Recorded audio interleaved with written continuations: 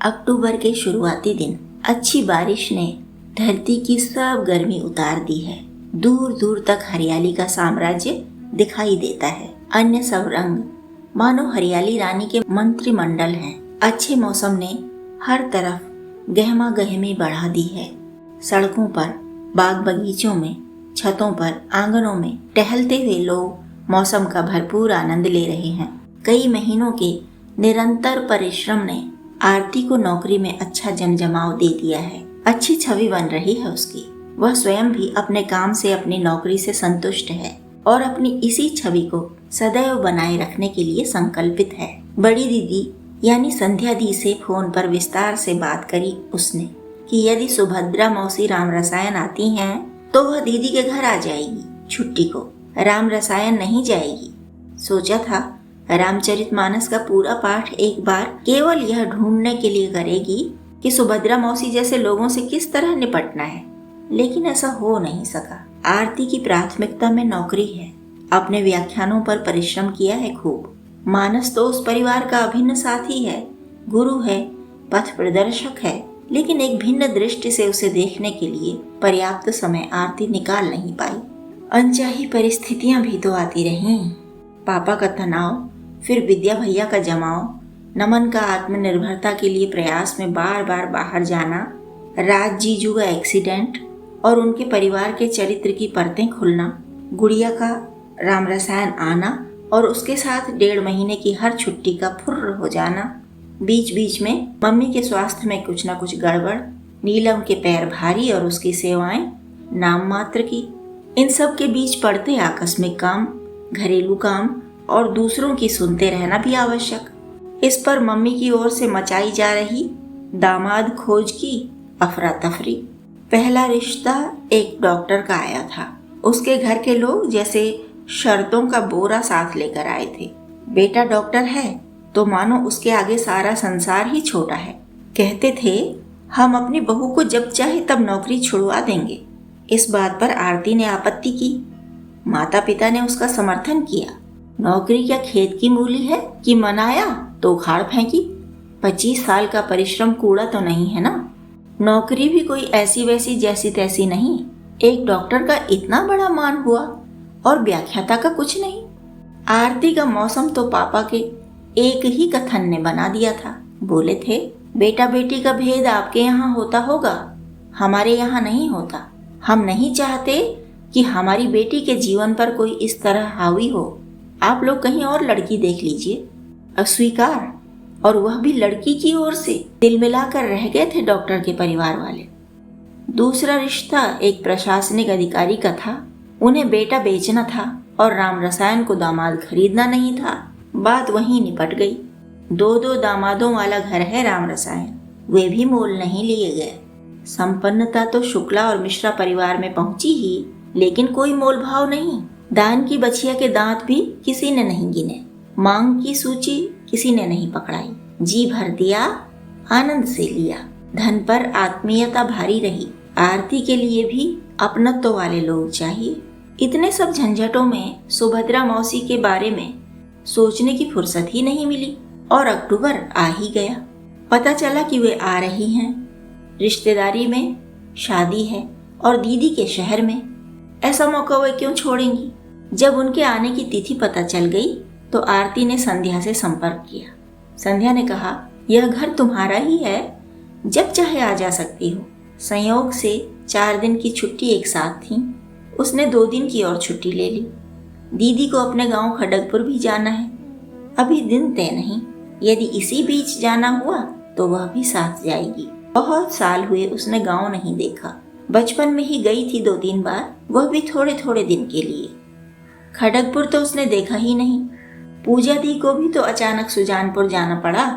अपनी मौसी सास के गांव अचानक गई और 5 दिन रहकर वहां खांडव वन को इंद्रप्रस्थ बनाती रही। कर्तव्य बोध में आरती किसी से पीछे नहीं है, लेकिन अपना भला बुरा सोचना आता है उसे। महत्वपूर्ण निर्णय सतर्कता से लेती है। सुभद्रा मौसी की बातें इतनी नकारात्मक होती हैं कि आसपास वाले दूर दूर सरकने लगते हैं।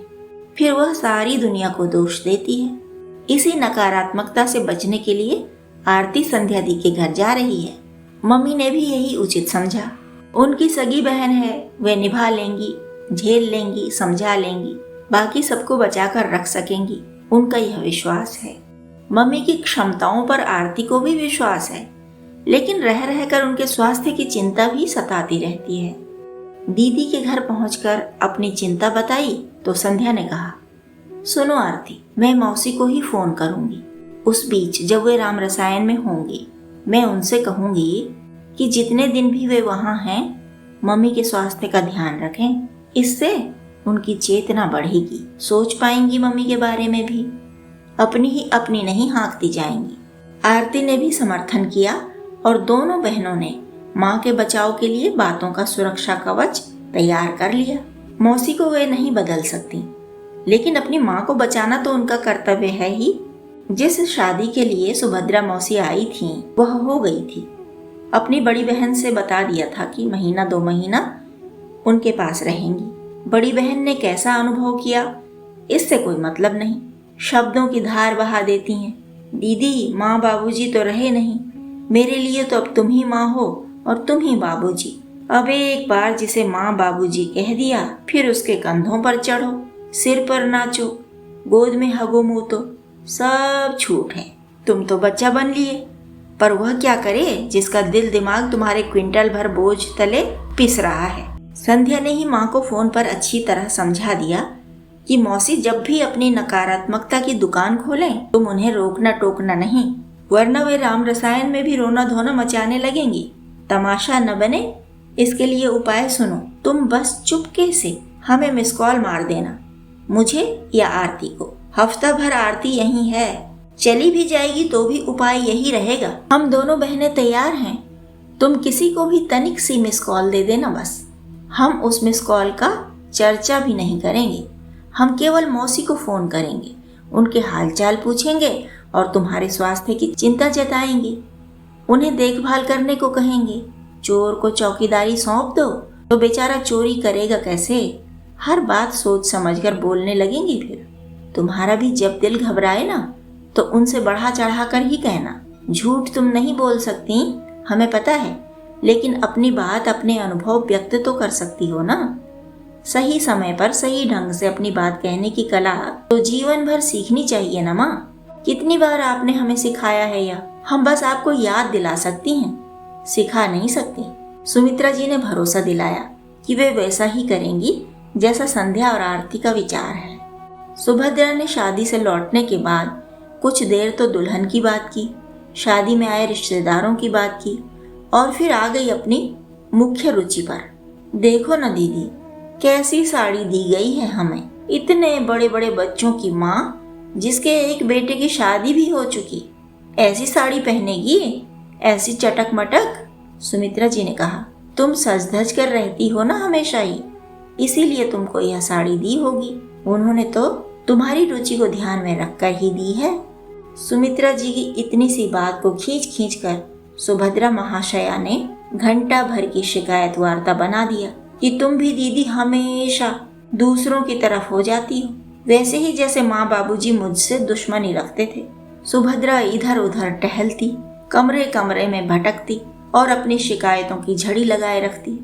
घंटा भर बीत गया तो सुमित्रा जी ने चुपके से संध्या को मिस कॉल दी।